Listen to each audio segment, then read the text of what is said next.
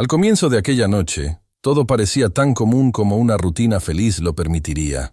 La pareja había preparado la cena con cuidado. Él elogiaba la comida. Ella sonreía aliviada por haber acertado en los condimentos. Y los dos hablaban de planes sencillos, un viaje breve, algunas fotos guardadas en el celular, el deseo de desconectarse del peso de los días. Antes de continuar, suscríbete al canal y deja tu like, porque historias como esta necesitan llegar a más personas y generar conciencia. El ambiente era ligero, hasta que un ruido extraño interrumpió la armonía. En el piso de abajo, algo llamó la atención. Él preguntó si ella lo había oído. Ella respondió con vacilación. Y entonces apareció lo que cambiaría el rumbo de aquella relación. Una niña, pálida, incómoda, como quien trae consigo un pedido mudo de ayuda. La presencia de la niña rompió el guión amable de la cena.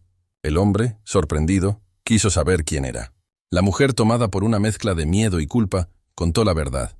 Era su hija, Lucía. No era un secreto por maldad. Era un secreto por supervivencia emocional. En otras ocasiones, revelar la maternidad había sido un detonante para el abandono. Por eso había temido contarlo. No quería perder a otra persona importante. El compañero, sin embargo, se mantuvo firme. Dijo, con serenidad, que nada de aquello cambiaba lo que sentía. Lo que no entendía era por qué la niña estaba escondida y por qué aparecía así, como si evitara existir. Para romper la tensión, él sugirió un paseo. La mujer dudó. Poco antes, la hija se había sentido mal. Aún así aceptaron salir por unos minutos. Tal vez un helado ayudara a suavizar el día. La madre rechazó la idea. Dijo que controlaba el azúcar de la hija y que no sería bueno. Enfriaron el momento ofreciendo agua. Cuando la niña recibió el vaso, algo estaba mal.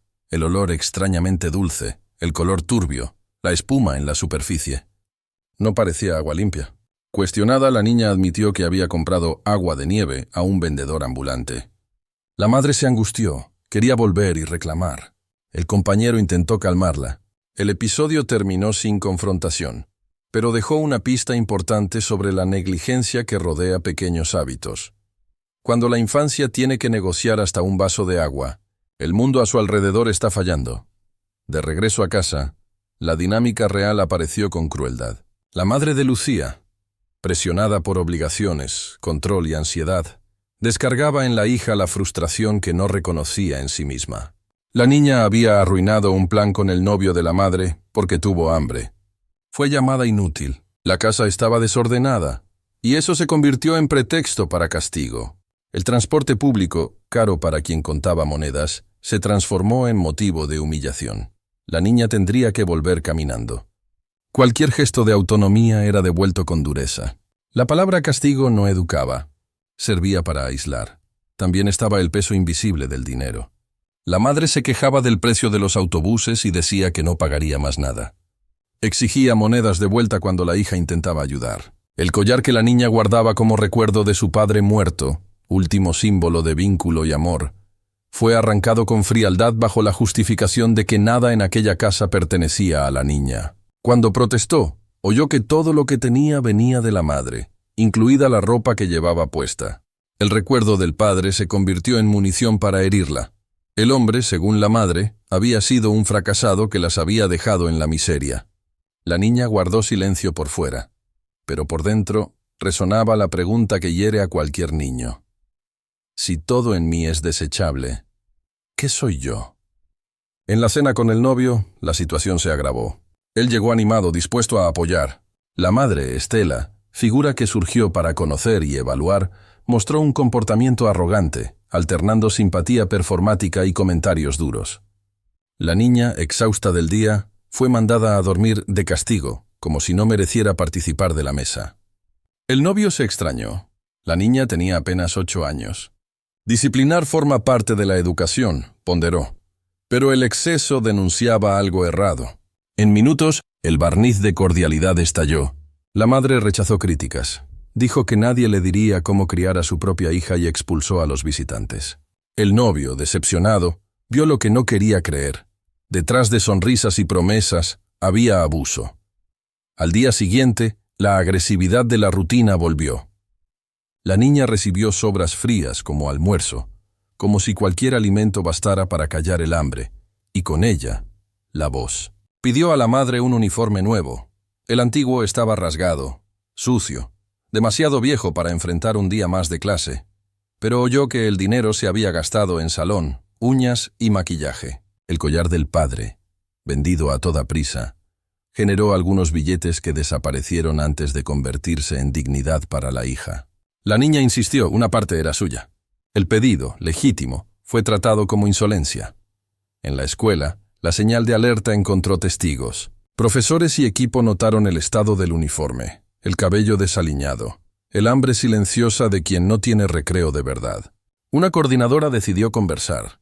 Vio miedo en las respuestas, vacilación al hablar de la casa, una prontitud en defender a la madre que solo nace donde hay lealtad forzada. La niña no quería exponer a nadie. Conocía el precio de hablar. El adulto, atento, propuso lo obvio, buscar ayuda. La niña dudó, pero aceptó dar un paseo rápido para respirar. Era la primera grieta de seguridad y afecto en muchos días.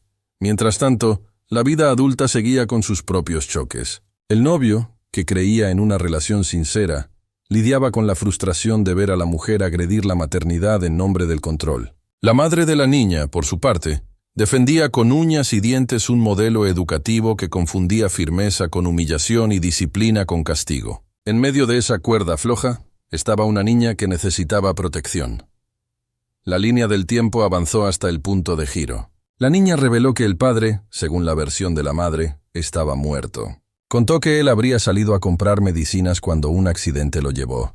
Pero la verdad, guardada fuera de aquella casa, apareció de repente. El padre estaba vivo. Alguien que lo conocía confirmó la información. Su nombre Ramiro había resistido la mentira. La niña incrédula quiso verlo. El corazón, hasta entonces entrenado para caber en espacios estrechos, encontró una ventana abierta. La posibilidad de reencuentro no borraba el sufrimiento, pero inauguraba una promesa. Cuando entra la verdad, el miedo pierde la primera batalla. El reencuentro finalmente sucedió. Padre e hija, separados por una narrativa cruel, se reconocieron con la fuerza que solo la memoria del afecto sostiene. Él contó que despertó del accidente oyendo una mentira. Le dijeron que la hija había muerto por falta de medicina, y con eso se quebró el lazo que lo traía de regreso a casa. La madre, al parecer, había usado la tragedia para reescribir su propia conveniencia. Ahora, frente a la hija viva, el padre entendió el tamaño de la manipulación y decidió luchar. De aquí en adelante, la historia cambiaría de tono. El padre, reerguido tras años de batalla, ya no era el hombre debilitado de antes. Tenía trabajo, estabilidad y, sobre todo, la decisión firme de recuperar a su hija y ofrecerle lo que le había sido negado: afecto, estabilidad y respeto. La madre, confrontada, respondió con frialdad calculada. Habló de matrimonio como negocio, de decisiones prácticas, de custodia como moneda de cambio. Propuso pelea judicial basada en una narrativa falsa de abandono e intentó convertir a la niña en cheque al portador. Hizo lo que siempre había hecho: usar la vida de la hija para intentar controlar la propia. Ante ese panorama, el padre ofreció un camino que privilegiara la paz. Firmaría acuerdo. Daría dinero, con tal de que la niña quedara en seguridad. No se trataba de comprar afecto. Se trataba de cerrar un ciclo de miedo. La madre, creyendo que podría sacar más con litigio, amenazó con el tribunal. El padre, por su parte, se preparó para la disputa, no por vanidad, sino por deber. Tenía a su favor algo que no se inventa: el deseo sincero de proteger. Al final de este primer bloque, queda claro el tablero. De un lado, una infancia pisoteada por humillaciones diarias. Del otro, la posibilidad concreta de rescatar una historia interrumpida por la mentira. Lo que vendrá pasa por audiencias, testimonios y pruebas, pero sobre todo, pasa por la voz de la niña, que finalmente encuentra a quien la escuche. Para que más personas conozcan historias así y aprendan a identificar señales de abuso, te pedimos que te suscribas al canal, dejes tu like y comentes. Tu participación hace la diferencia. La rutina de la niña seguía marcada por pequeños gestos de violencia que, para ojos desatentos, podrían parecer simples correcciones de comportamiento. Pero para quien vivía dentro de aquella casa, eran cicatrices que se acumulaban día tras día. El uniforme rasgado, que ella intentaba disimular, era solo una de las señales. Los cuadernos viejos, sin tapa, con páginas faltantes, eran otra. La ausencia de merienda en el recreo escolar se volvía constante, y la niña, acorralada, fingía no tener hambre para evitar la vergüenza. Los compañeros lo notaban, pero pocos se atrevían a comentar. La vergüenza formaba parte de su rutina. Un episodio en particular llamó la atención. Durante una clase la maestra pidió que todos escribieran sobre su familia. Mientras los compañeros mencionaban hermanos, padres presentes, viajes o simples momentos de alegría, la niña mantuvo la hoja en blanco por largos minutos. Cuando finalmente escribió, resumió en una frase corta: «Mi mamá es brava y mi papá está muerto». La maestra, al leer aquello, sintió un nudo en el corazón. Sabía que había más escondido entre esas palabras de lo que la niña dejaba ver. Era necesario investigar. Y fue en ese momento cuando la primera denuncia silenciosa comenzó a dibujarse. Ese mismo día, la coordinadora llamó a la niña para conversar. Le preguntó sobre la rutina, sobre los estudios, sobre cómo era la convivencia en casa. La niña, vacilante, respondió de manera evasiva. Era como si cada palabra tuviera que ser medida, controlada, para no generar consecuencias peores al volver a casa. La coordinadora insistió con cuidado, recordando que había adultos dispuestos a ayudar. Pero la respuesta fue solo un gesto con la cabeza. Aún así, fue suficiente para que la escuela activara al consejo tutelar. El proceso sería lento, pero una semilla de protección había sido plantada. En ese mismo período, el padre, Ramiro, reapareció de manera inesperada en la vida de su hija. No fue un reencuentro inmediato, sino la confirmación de que estaba vivo. La noticia, que para la niña parecía imposible, trajo una mezcla de esperanza y confusión. Si el padre estaba vivo, ¿por qué la madre había dicho lo contrario todos esos años? La mentira, antes invisible, ahora tomaba forma. La niña no sabía en quién confiar. El corazón infantil quería creer en el reencuentro, pero el miedo a la reacción de la madre todavía era mayor. Es en este punto cuando el narrador refuerza: si has llegado hasta aquí, suscríbete al canal y deja tu like. Historias como esta necesitan ser conocidas para que más personas aprendan a identificar señales de abuso y negligencia que muchas veces están más cerca de lo que imaginamos. Estela, la madre, empezó a notar que la red de mentiras se estaba deshaciendo. Cuanto más se acercaba la hija a la verdad, más agresiva se volvía dentro de casa. Repetía que nadie le quitaría a su hija, que los demás no eran más que entrometidos, que no entendían la realidad. Para Estela, el mundo era un campo de batalla, y su hija era solo una pieza que debía encajar en su visión de supervivencia. Pero para la niña, cada palabra era un peso. Cada mirada cargada de desprecio la hacía creer menos en su propio valor. Mientras tanto, el padre buscaba formas de acercarse. No quería presionar a la hija ni crear más conflictos, pero sabía que necesitaba recuperar su confianza. El reencuentro inicial, lleno de emoción, dio paso a encuentros breves, supervisados, que servían más para reconstruir lazos que para resolver de inmediato los años perdidos. La niña, poco a poco, se permitía sonreír. Ramiro llevaba pequeños regalos, no costosos, sino simbólicos: un cuaderno nuevo, una mochila de colores vivos, una caja de lápices de colores. Eran gestos simples, pero que transmitían el mensaje que ella más necesitaba escuchar. Tú importas. Los amigos de Ramiro se extrañaban de su dedicación casi obsesiva en recuperar a la hija. Pero él lo explicaba con claridad. Había perdido años creyendo en una mentira y ahora no podía desperdiciar ni un minuto más. La verdad era su aliada, y la niña era su prioridad. El desafío, sin embargo, estaba en la resistencia de Estela, que seguía usando todos los recursos emocionales y financieros para mantener el control de la situación. Las peleas en casa se intensificaron. La madre, al notar que la hija hablaba del padre con brillo en los ojos, explotaba en furia. Llamaba a la niña ingrata. Decía que todo lo que tenía venía de ella, y que sin la madre no tendría siquiera dónde vivir. El collar del padre, ya vendido, se convertía en una herida aún abierta. Para la niña, era como si su identidad hubiera sido negada a cambio de unas monedas. Y aún frente al sufrimiento, Estela insistía en que había hecho lo que era necesario. En este clima de tensión, el consejo tutelar finalmente entró en acción. Una visita sorpresa a la casa confirmó parte de las sospechas. Ausencia de alimentos adecuados, ropa insuficiente, ambiente marcado por gritos y castigos desproporcionados. Estela intentó justificar todo como cuestiones financieras, pero los informes de la escuela y las señales en la niña no podían ser ignorados. El proceso de investigación fue abierto. Era el inicio de una disputa oficial por la custodia de la niña. La reacción de la madre fue inmediata. Pasó a controlar aún más los pasos de la hija, monitoreando sus conversaciones y restringiendo sus interacciones. En cada intento de contacto con el padre, surgía una nueva prohibición. Pero, como ocurre en muchas historias, la verdad encontró grietas. Pequeños billetes, mensajes discretos y encuentros rápidos en lugares públicos mantuvieron viva la conexión entre padre e hija. El afecto, aunque clandestino, resistía. En medio de este torbellino, la niña todavía buscaba apoyo en la escuela. Profesores y compañeros se convirtieron en aliados silenciosos, ofreciendo merienda, ayudando con material, incentivando los estudios. La coordinadora, que había hecho la primera denuncia, reforzó su presencia. Ella decía siempre que la educación era la llave para abrir puertas, incluso cuando todo alrededor parecía cerrado. Para la niña, aquella frase sonaba como promesa. El bloque termina con una escena emblemática. Ramiro, decidido, afirma ante amigos cercanos que no descansaría mientras no garantizara a su hija una vida digna. Ella no va a crecer creyendo que es una carga. Va a crecer sabiendo que es amada.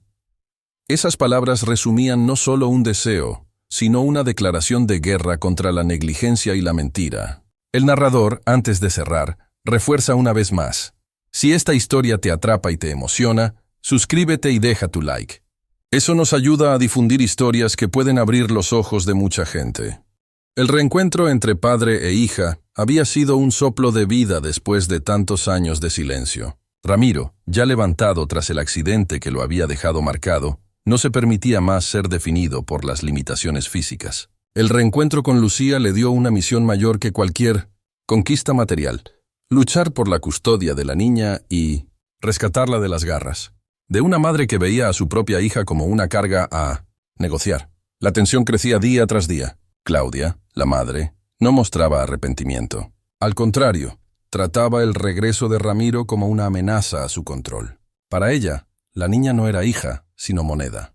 Usaba el discurso del sacrificio materno como fachada, pero detrás de eso se escondía un patrón de abuso continuo. Ahora, con la posibilidad de perder la custodia, Claudia afilaba sus armas: manipulación, chantaje y un teatro de arrepentimiento. Ramiro, consciente de la dificultad que tendría en un tribunal, se preparaba con calma. Sabía que la ley, muchas veces, beneficiaba automáticamente a la madre, y por eso necesitaba presentar pruebas sólidas, testimonios consistentes y, sobre todo, la propia voz de su hija. Lucía, a pesar de su corta edad, cargaba en la memoria marcas que no podían ser borradas. Su hambre, su uniforme rasgado, las sobras que recibía en el plato y la humillación constante eran testimonios vivos. El día del tribunal llegó. Claudia entró con semblante calculado, maquillaje impecable, intentando transmitir la imagen de una madre dedicada e injusticiada. Ramiro, por su parte, se apoyaba en su silla de ruedas con firmeza. No como víctima, sino como alguien dispuesto a enfrentar la verdad. Lucía, pequeña, se sentaba entre los dos mundos que disputaban su futuro. La jueza comenzó pidiendo las versiones. Claudia tomó la delantera, ensayada en cada palabra. Se declaró arrepentida de sus errores, dijo que había cometido fallas como cualquier madre, pero que deseaba recomenzar con su hija. Se pintaba como mártir, alegando abandono de Ramiro, describiéndolo como un hombre ausente. Hablaba de una familia unida, como si fuera su deseo, aunque todos allí sabían que durante años esa unidad había sido destruida por sus propias manos. Ramiro respiró hondo antes de responder.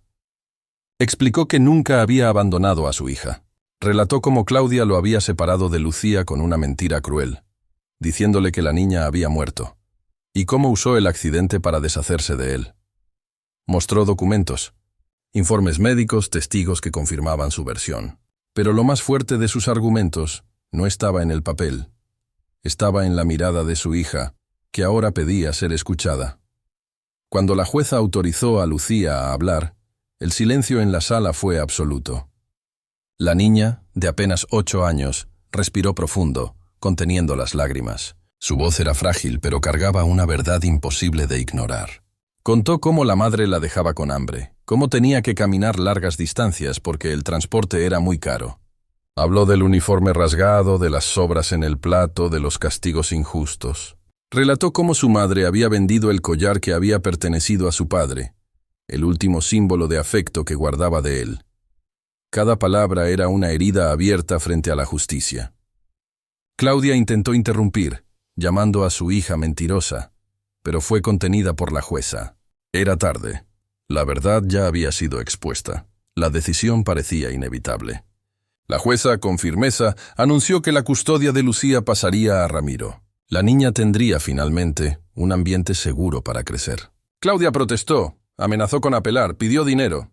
Pero cada palabra suya revelaba más claramente que su motivación nunca había sido el amor. Siempre fue el interés. Lucía, por primera vez en mucho tiempo, respiró aliviada. Sabía que el camino no sería fácil, que las cicatrices no desaparecen de un día para otro. Pero al lado de su padre había esperanza. Había alguien dispuesto a ponerla en primer lugar, a escucharla, a tratarla como hija y no como moneda. En los días que siguieron, la vida fue retomando una forma diferente.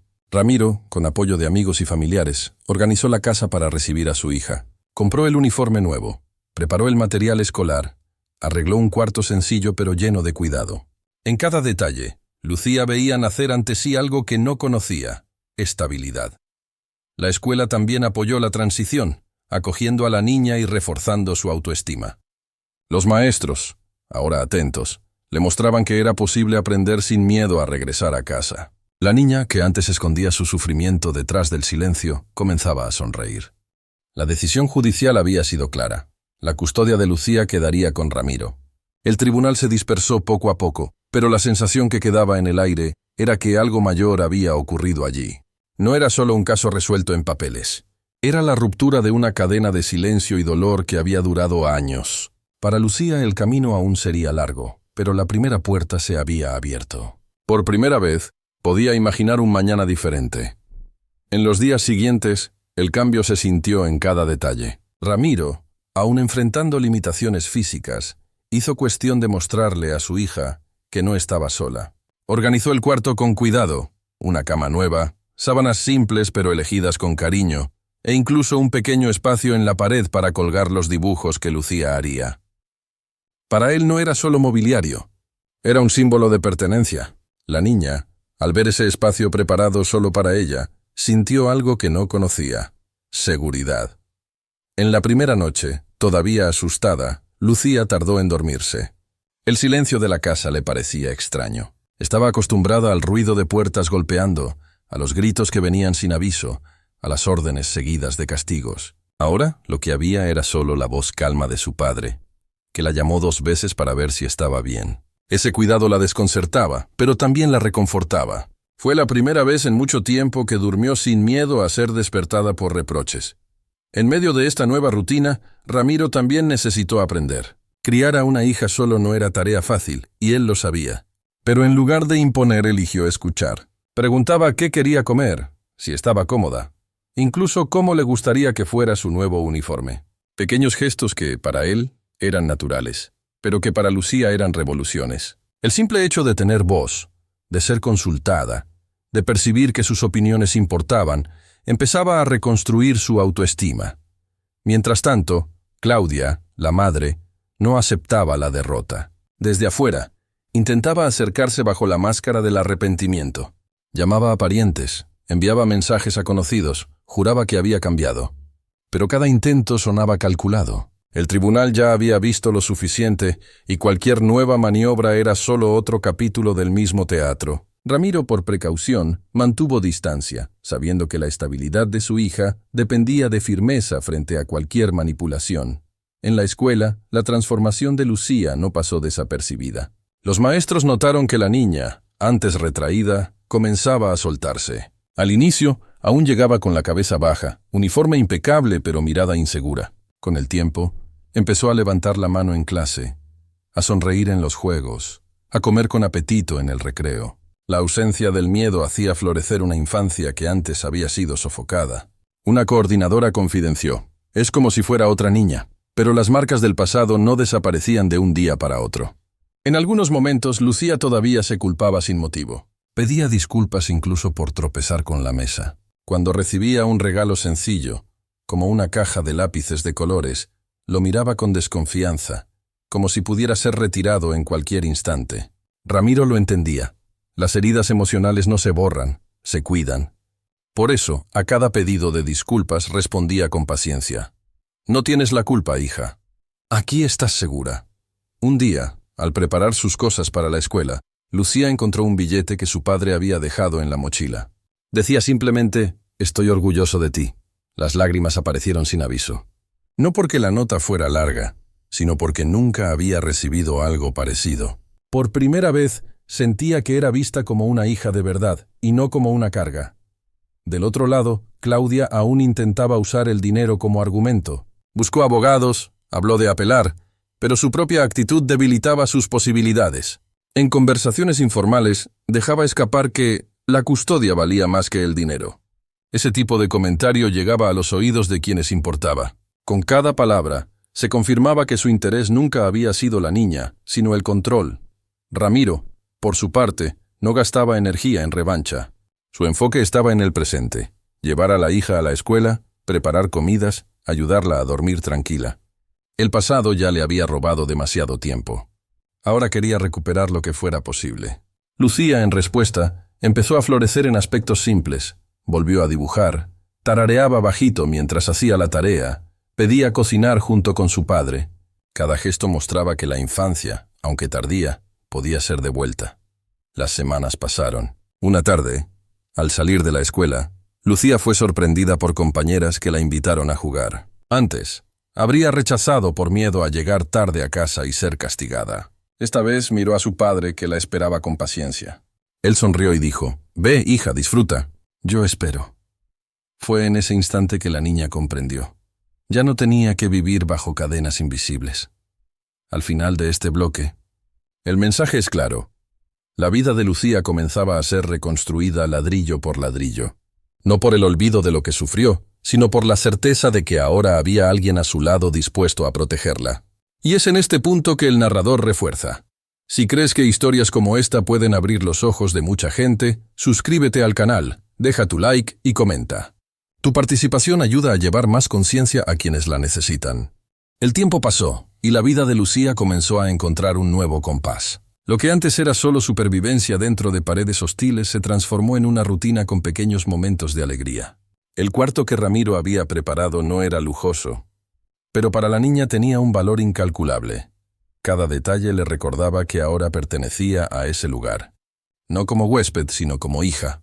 Por las mañanas, ya no había prisa ansiosa ni miedo a retrasos seguidos de castigos. El desayuno era sencillo, pero hecho con cuidado. A Ramiro le gustaba preparar huevos revueltos, mientras preguntaba a su hija qué quería llevar de merienda a la escuela. Cosas cotidianas para muchas familias, pero que para Lucía eran experiencias inéditas. La niña descubría que era posible empezar el día con sonrisas, y no con gritos. Poco a poco, la presencia del padre fue reconstruyendo en ella una noción de confianza. Todavía había inseguridades. En algunos momentos, Lucía se retraía, esperando ser criticada incluso por errores mínimos. Pero Ramiro respondía siempre con paciencia. Decía que todos se equivocan, que aprender forma parte de la vida y que nadie debería ser disminuido por eso. Esa postura desmontaba, poco a poco, los cimientos de miedo que Claudia había levantado. En la escuela, la evolución era visible. Los maestros comentaban que Lucía ahora participaba en las actividades. Entregaba las tareas con dedicación y, sobre todo, sonreía más. El uniforme nuevo la hacía caminar con la cabeza erguida, sin la vergüenza de ser blanco de comentarios. Amistades comenzaron a florecer. La niña que antes evitaba el contacto, ahora se permitía jugar en el recreo, como debió haber sido desde el principio. En medio de esta reconstrucción, Claudia todavía hacía algunos intentos de acercamiento. A veces aparecía para pedir visitas, otras insinuaba procesos, pero cada paso revelaba más el vacío de sus intenciones. La verdad ya había sido expuesta en el tribunal, y Lucía ahora tenía voz. La niña, antes asustada, aprendió a decir no. Aprendió que podía elegir a quién darle confianza. Ese aprendizaje, quizá el más difícil, fue también el más liberador. Es en este punto cuando el narrador recuerda: Si esta historia te toca de alguna forma, suscríbete al canal, dale like al video y deja tu comentario. Historias así necesitan llegar a más personas, porque ningún niño debería crecer con miedo dentro de su propia casa. Ramiro, por su parte, seguía firme. No buscaba venganza contra Claudia. Buscaba solo paz. El pasado ya le había robado demasiado tiempo, pero el presente ofrecía la oportunidad de recomenzar. Para él, cada sonrisa de su hija era una victoria. Cada dibujo que Lucía pegaba en la pared, cada frase dicha sin miedo, cada noche en que la niña dormía tranquila, todo eso era prueba de que valía la pena. Aún así, el pasado había dejado huellas profundas. En algunas conversaciones, Lucía preguntaba si era verdad lo que su madre decía, que era una carga, que había causado la muerte de su padre, que no merecía amor. Ramiro con firmeza deshacía una a una esas mentiras. Le explicaba que el accidente no había sido culpa suya, que siempre la amó y que incluso cuando estaba lejos, nunca dejó de pensar en ella. Esas conversaciones no borraban el dolor, pero sembraban nuevas semillas, la de que el amor no necesita condiciones, la de que el afecto verdadero no cobra, solo cuida. En el barrio, los vecinos también notaron el cambio. Antes, veían a Claudia y Lucía pasar con semblantes cargados, siempre en silencio. Ahora, veían a padre e hija caminar juntos, a veces deteniéndose a tomar un helado o a elegir frutas en el mercado. Pequeñas escenas cotidianas que mostraban al mundo que la vida, incluso después del dolor, podía rehacerse. El desenlace de esta historia no es de cuento de hadas. Las cicatrices de Lucía no desaparecieron, y Ramiro sabía que necesitaría tiempo y paciencia para ayudarla a superar cada una de ellas. Pero había esperanza, y eso ya era una victoria. El reencuentro entre padre e hija no solo le devolvió a ella una familia, les devolvió a ambos la oportunidad de reescribir un futuro. Claudia, por su parte, quedó al margen. Las decisiones que tomó la alejaron de quien más la necesitaba. Al transformar la maternidad en moneda, perdió la confianza de su hija y poco a poco, también el respeto de la comunidad. Lo que quedó fue un retrato claro de que el amor no puede fingirse, o se vive con entrega o no es nada. Al cierre, el narrador se dirige al público. Si esta historia te conmovió, ayúdanos a que llegue a más personas. Suscríbete al canal, dale like al video y deja tu comentario. Tu participación es lo que mantiene vivas estas narrativas y ayuda a crear conciencia. Y así termina esta historia. No con perfección, sino con la fuerza de la verdad. Porque cuando la verdad sale a la luz, el silencio del dolor pierde poder. Y cuando alguien elige proteger, incluso después de tanto sufrimiento, siempre puede comenzar una nueva vida.